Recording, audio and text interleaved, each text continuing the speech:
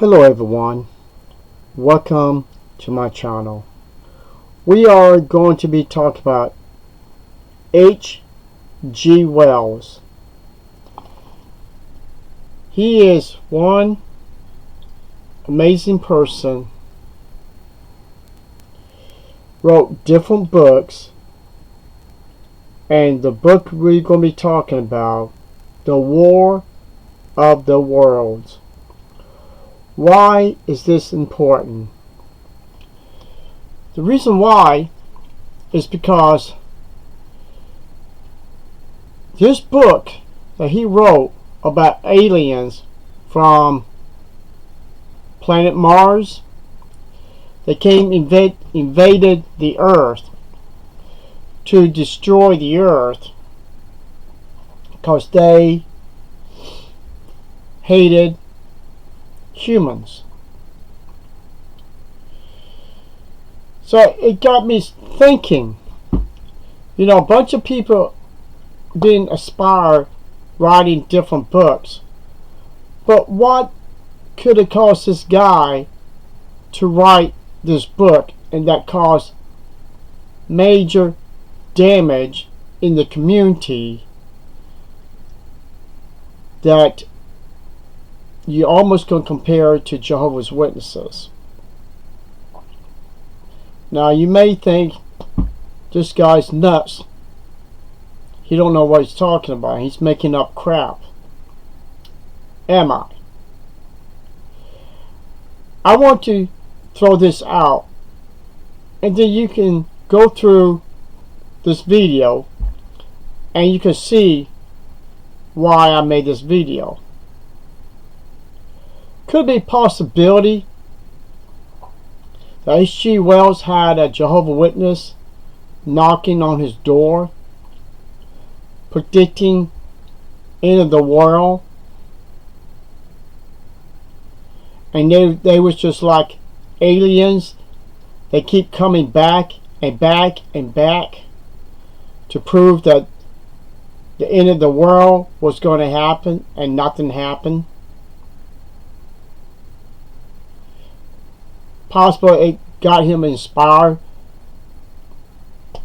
to write this book. So we're going to play something in here, and we're going to see how powerful the influence of his book. It's the same technique Jehovah's Witnesses literature is when they put their literature in people's hands. And when you watch the movie, of course you're going to be scared to death when you could imagine spaceships and aliens come to Earth and attacking and killing people.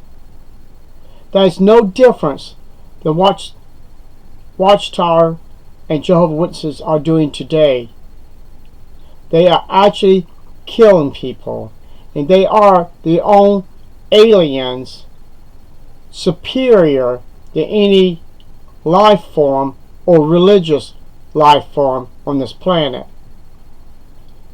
Something to think about.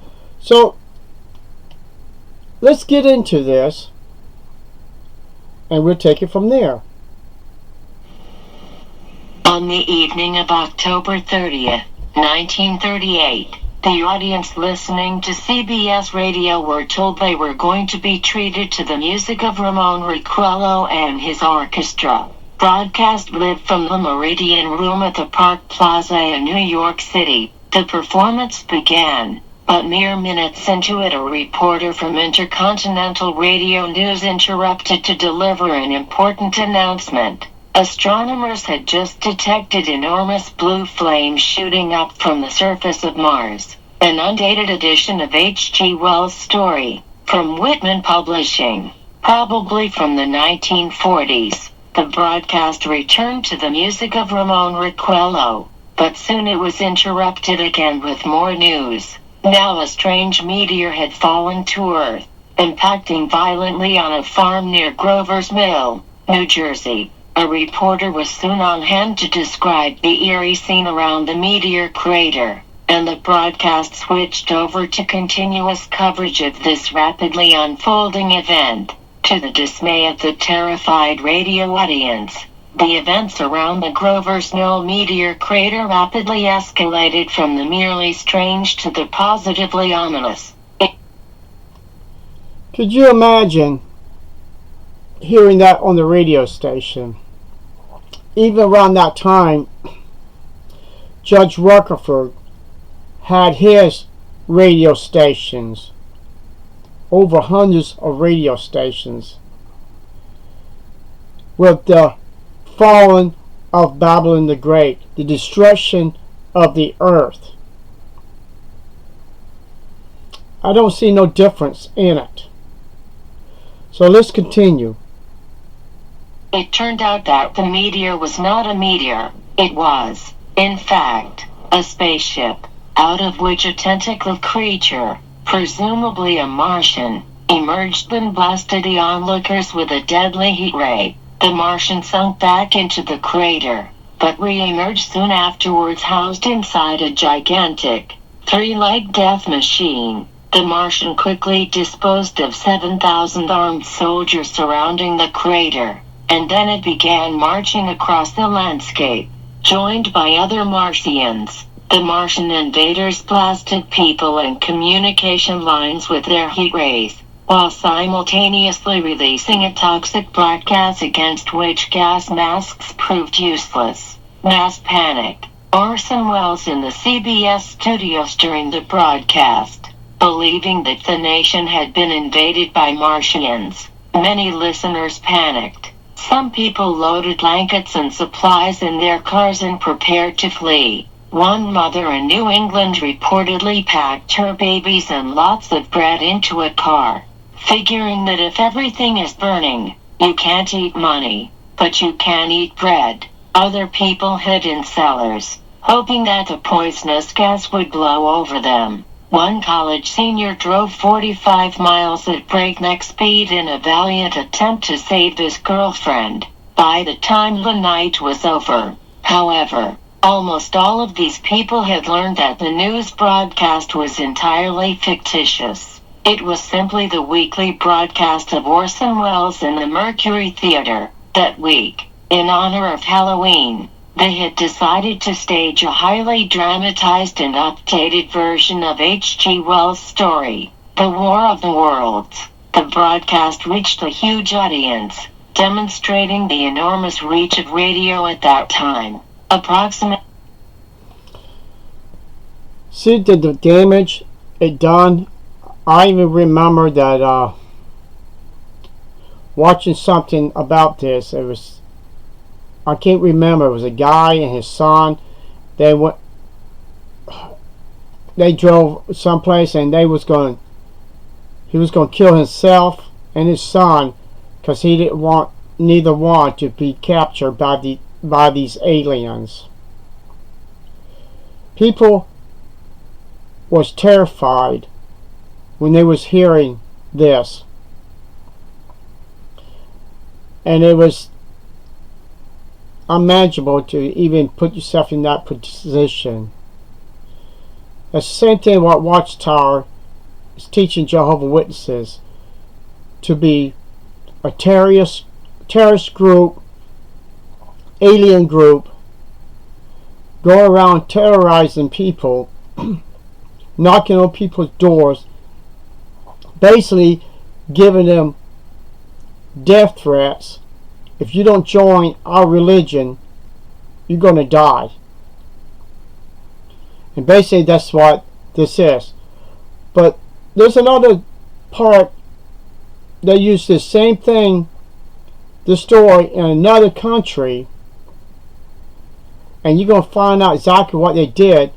It's almost like what they're doing to Jehovah's Witnesses in Russia and even different parts of the world.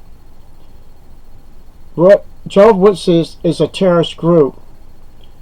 They bring people into this religion and give them a choice. You're going to obey the governing body, or we're going to turn your family, friends against you. And we're going to force you to die if you need blood transfusion. We're going to make you believe every bit of lies, or we're going to throw you out. So let's continue and see what happens next. Approximately 6 million people heard it. Out of this number, it was long thought that almost 1 million people panicked. More recent research, however, suggests that the number of people who panicked is probably far lower. In fact, some skeptics contend that the idea that the broadcast touched off a huge national scare is more of a hoax than the broadcast itself, which was never intended to fool anyone. At 4 separate points during the broadcast, including the beginning, it was clearly stated that what people were hearing was a play. The idea that hundreds of thousands of... Yes, different parts of it, they told people what it was. It was a play. I mean, it's not real. But you know way some people are, they turn on the radio 3-4 minutes later when something is announced, so they don't get the beginning of the story.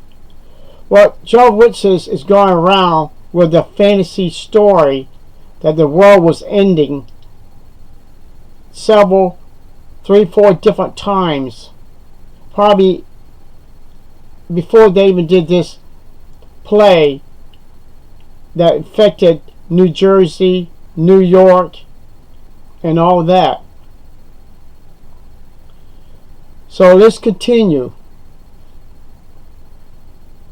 People panicked may have arisen because the media exaggerated the figures in order to dramatize the panic. The 1938 broadcast was not the only time a dramatized broadcast of H.G. Wells' War of the Worlds was mistaken for an account of real events. In November 1944, the play caused a similar panic when it was broadcast in Santiago, Chile, and in February 1949 it once again stirred up unrest when it was performed by a radio station in Quito, Ecuador. The situation in Ecuador provoked an angry mob to surround the radio station and burn it to the ground. They burned a radio station down because people probably was panicking so bad that it was not a joke to them. People, it's not a joke about Jehovah's Witnesses. All of their religion is nothing but a fantasy, made up belief system guided by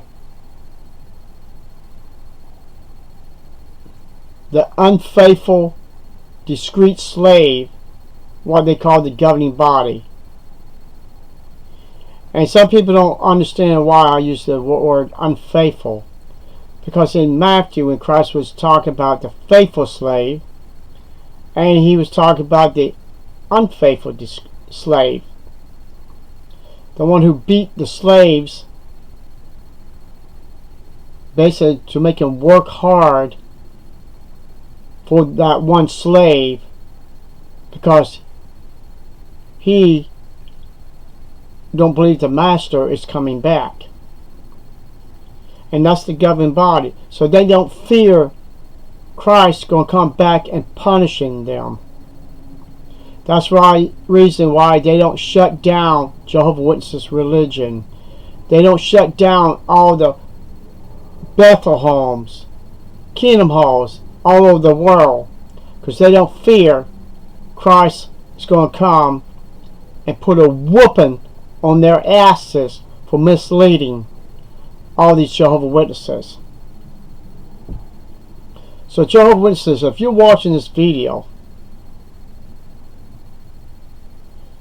H.G. Wells was almost like a true story, but could he have been actually was writing about you You are invaders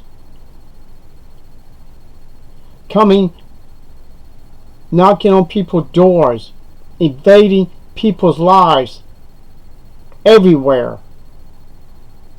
When they go to the store, when they go to a park, y'all are everywhere, infested aliens.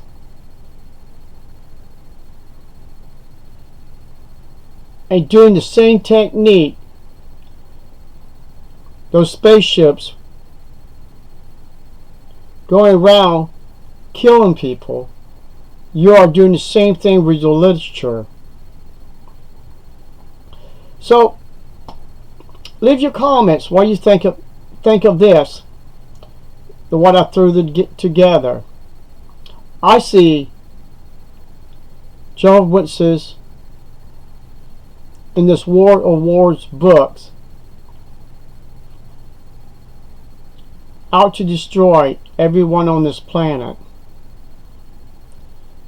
and then no one will survive because there will be no righteous people to make it in God's kingdom, because all of them would have been turned to be Jehovah's Witnesses. So thank you for watching this, and talk to y'all soon. Bye bye.